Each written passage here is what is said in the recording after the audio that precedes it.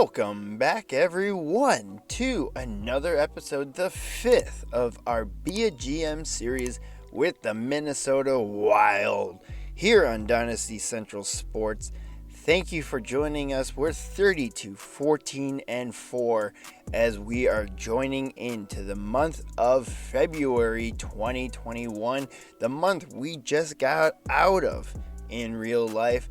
So let's take a look at the month of that and see what the schedule looks like and see what game we're going to feature. And I said game as we have the trade deadline, which is going to be a big bulk of this episode as it is a good and exciting event that happens in the season. So we are going to feature the Edmonton Oilers game because you can't pass up a chance to feature Connor McDavid, aka Connor McDusty, and hopefully have a big game where we beat the Oilers with Leon Draisaitl as well. A fantastic offense. We're looking at the stats that we left off with last episode.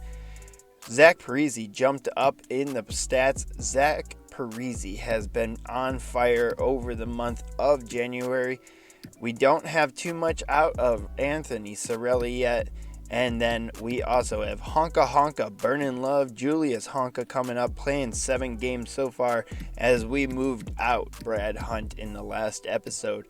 We are leading the Central Division 68 points on top. We didn't do too much scouting last episode, so we're going to take a look at Aatu Raty, the number 1 prospect right now out of Finland.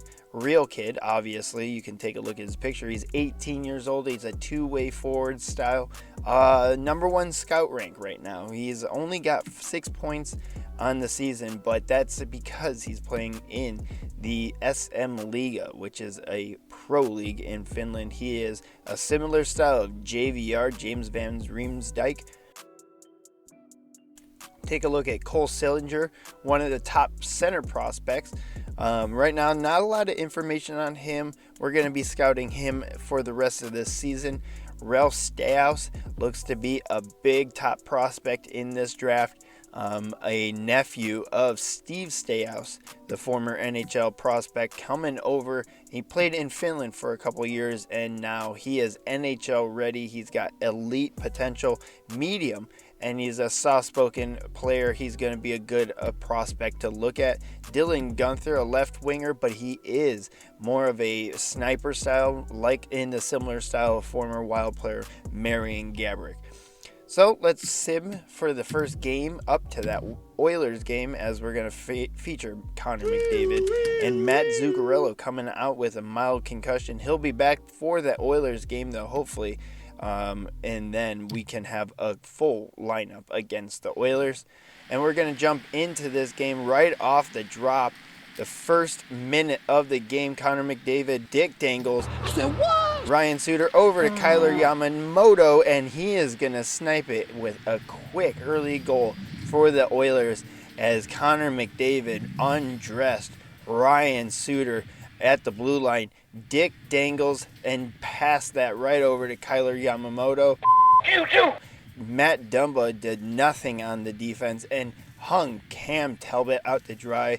Nordy had to see the scene of the crime. And then with face-off right after that goal, Ryan Suter takes the puck in. He'll lose that, and Draisaitl's got the puck now. He'll take that wide, and he's skating in, and it looks like the last goal. And fucking shit! Snipes it right off that last goal. 2-goal lead already to start the first period off as Connor McDavid already gets 2 points on this game. We cannot stop the guy. He is McJesus for one reason. That's because he's a fucking good player. All right, I don't want to see any more of this highlights game. You're just rubbing it in. All right, we're moving on to the first period. Still, it's 2-0. Oilers are up at the 11:50 mark, and now we get Nick Bonino coming down on a breakaway, and he'll snipe that for the Wild. His first goal of this game. Nick Bonino, a.k.a. the Clap Bomb King, does not need it. He'll get his 13th of the season as he goes backy snipey on a breakaway. Embarrasses the goaltender for the Oilers And now we have a 1-goal lead. Mikko Koskinen, number 19, a rare number for a goaltender, and he cannot stop that one. Moving on into the first period, the Oilers had a huge hit from Moose Marcus Foligno. Let's take a look at that replay. Ooh, brutal big hit along the boards. Bonino's got the puck now, passes that over. Moose has it now in the zone, over to Jared Spurgeon, and a gorgeous dangle right past Mikko Koskinen. What the fuck? I don't like that sign. We're going to have to revert back to that sign, but take a look at Jared Spurgeon with that backhand dangle right past Mikko Koskinen. We'll tie it up for at 2 apiece. But let's go back to that sign. Hey, Wasty, how about getting a real first line? Hey, how about fucking off, bud? Jesus, who let that ass clown into the fucking game? He needs to be banned for the XL Energy Center. I don't want to see that sign anymore. Nice goal from Jared Spurgeon. Tucks that in right past Koskinen. 2-2 after 1. Let's see how we do in the second period. Anthony Cirelli has the puck at the top of the circle. He will lose that to Ethan Bear, and that's a shot on goal. That's a nice shot from Greenway and a goal from Marcus Johansson pulling up the rebound. He has to show me that sign again. Marcus Johansson picks up the trash and the garbage man goes to town and gives the Wild a lead 3-2. Number 90 puts it in on the PP.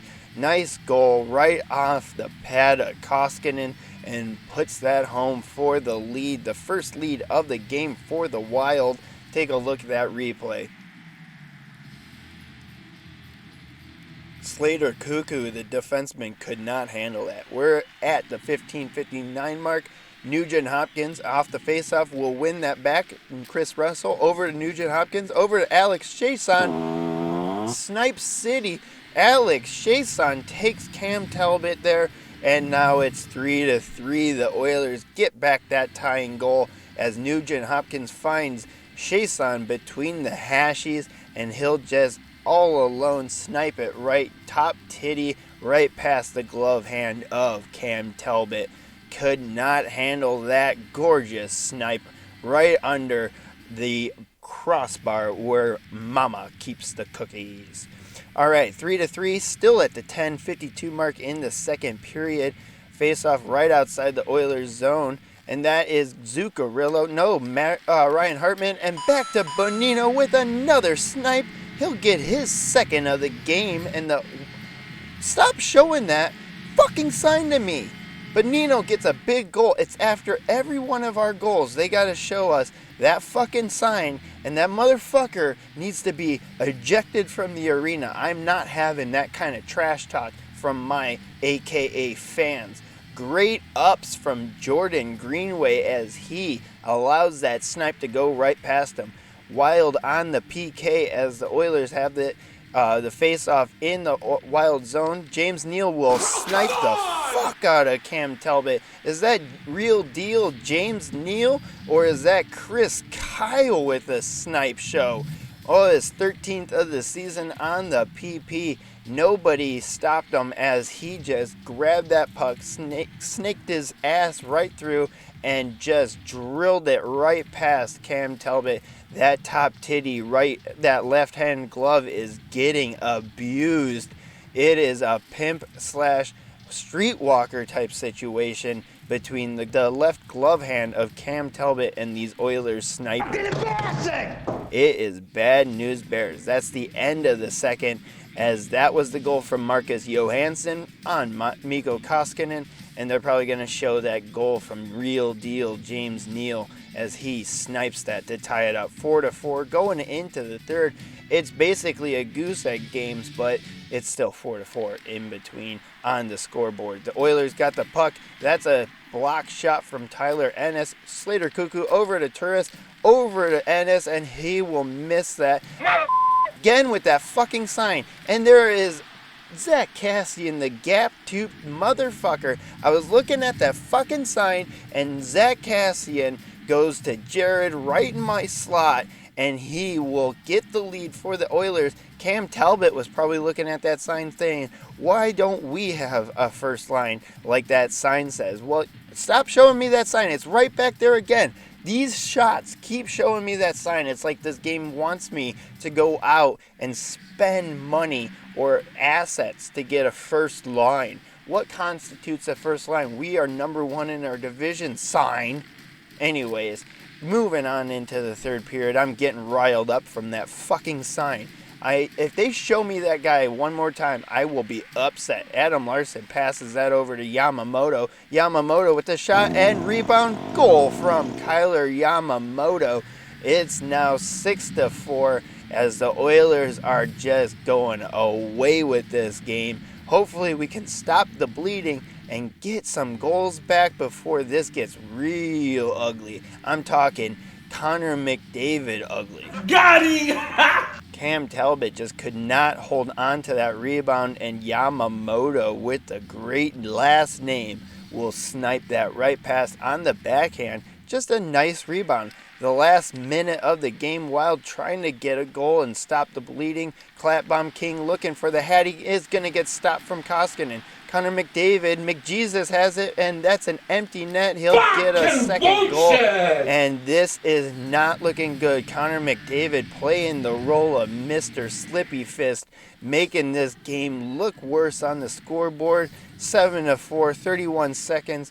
Goalie's in the net. Let's keep the lead. Connor McDavid steals the puck again, and he will score a hat trick. Holy fuck.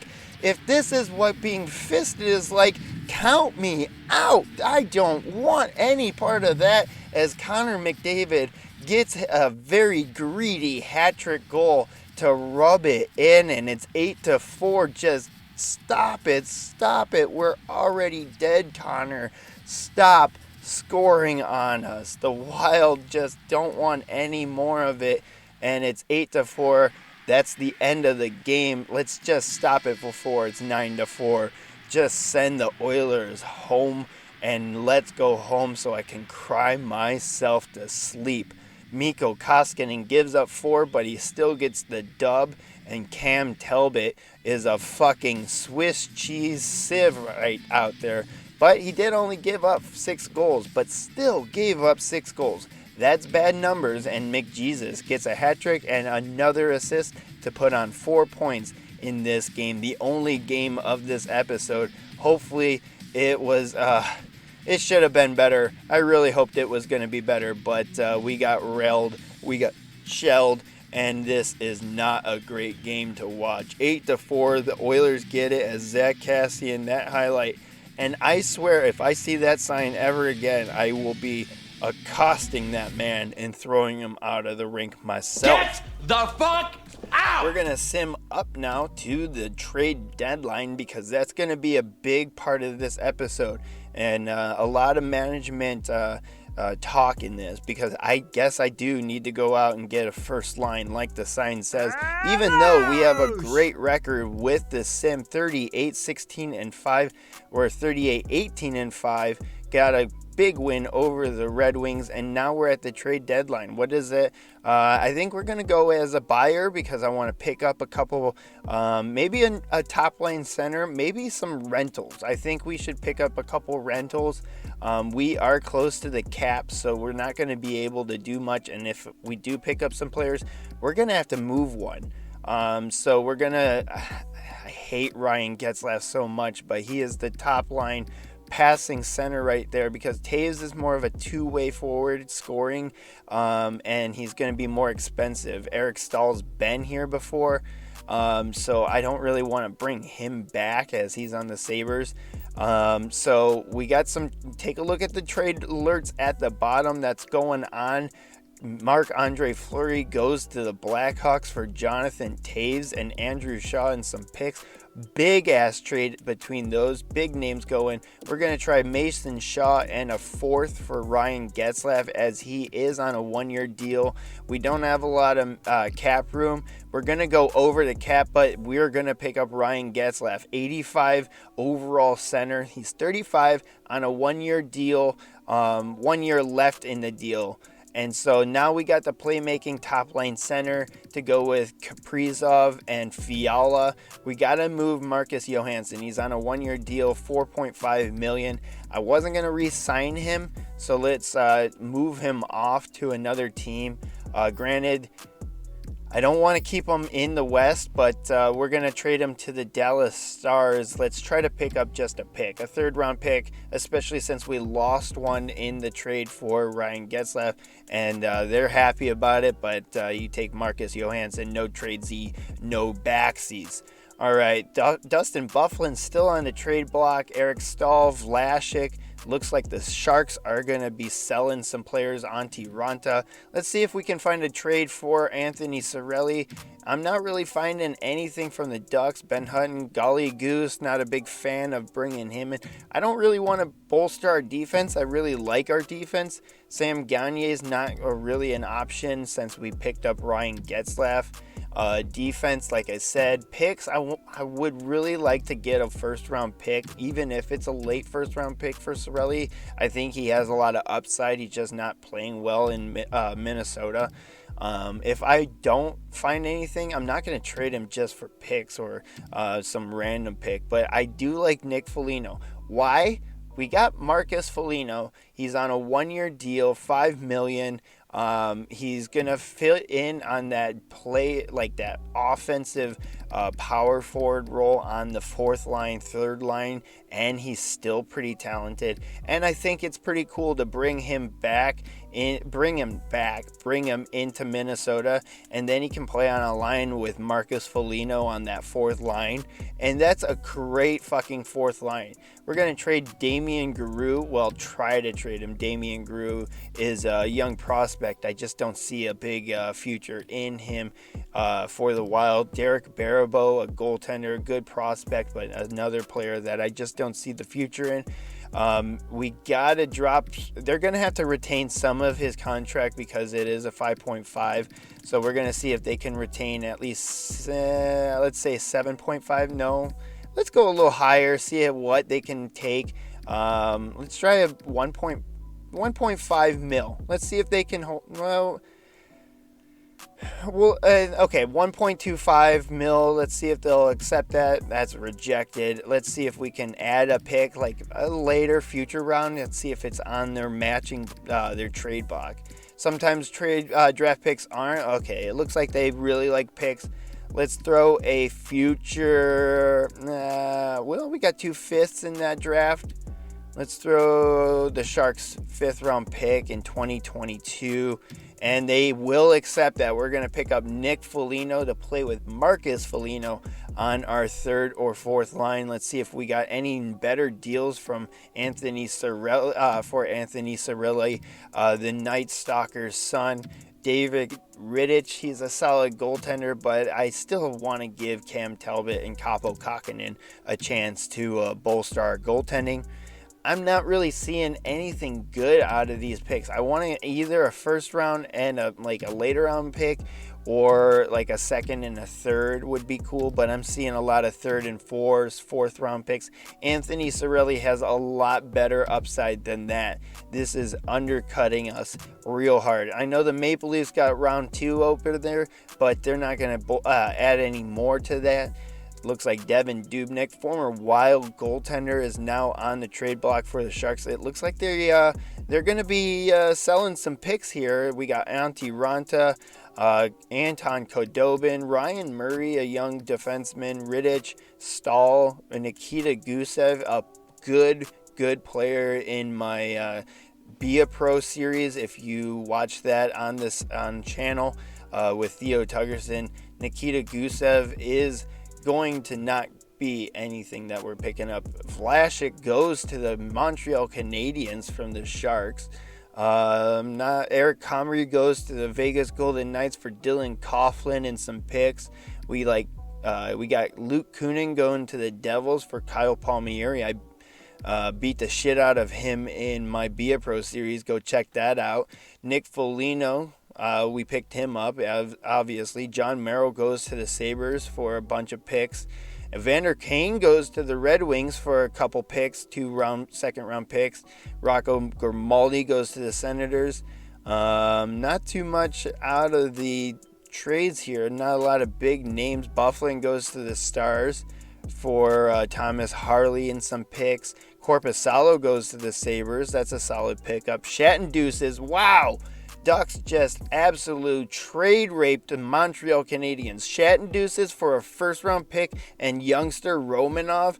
Wow, the Ducks, what are you sprinkling on the Habs food there to make them make that trade? Take a look at the lines now after the trade deadline. Getzlaf with Kaprizov and Fiala. We got Foligno with I'm gonna say that too many times in this episode. In the next episode, Foligno to Fligno. Nick Foligno is on the left wing with Sorelli and Bukestad. I want to give Eriksson Ek a chance. Sorelli is obviously not fitting in. I'm going to see about putting him in on the offseason, see if we can pick up a new player, maybe some picks or something at the draft. Sorelli is going to get changed for Foligno, for Marcus. So we got Nick and Marcus on the same line with Yoel Eriksson Ek. We got Clapbaum King with Greenway and Hartman. Zook is now playing with Parisi and Halla. Parisi is probably going to be a player that we're going to move out in the offseason as well. He's just got too big of a contract. See how we do against the Jets with the new lineup. A shutty 3-0, big win. That's nice to see. And let's finish up this month of February, moving into the month of March. The month we're actually in real life. Take a look at the month. Let's see what we have on the docket. I kind of like the Sharks game. They have a pretty good record. Let's see. I like the Vegas Golden Knights game always, but their record is shit-tastic this season. I don't understand it. Predators are pretty good. Rangers, you got Lafreniere and some big names in the Ranger system as well. Capo Caco, I could probably put in Capo Kakinen for that game. All right, take a look at the stats after the month of February. Zuccarello is still leading the team, but losing his goal points per game average by hard drop. 47 to lead the team. Kaprizov with 39 for the season as our leading rookie. Marcus Foligno with 15 points. Nick Foligno with 23. And we are still leading our division. 85 points over the next team with 77. 40 wins so far on the season. We're having a great season no matter how it is. We're third in the league, right behind the Pittsburgh Penguins and the Toronto Maple Leafs.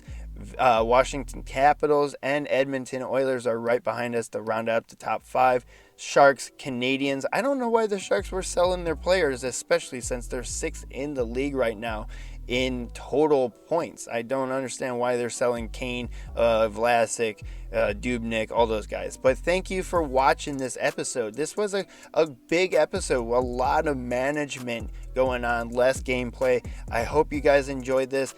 Smash like down below, hit subscribe, and thank you for watching. Hit us up on Twitter, Instagram, throw us a comment down below. We love to hear from you. Thank you for supporting the channel, and thank you for watching this episode. Join us back for number 6. Later.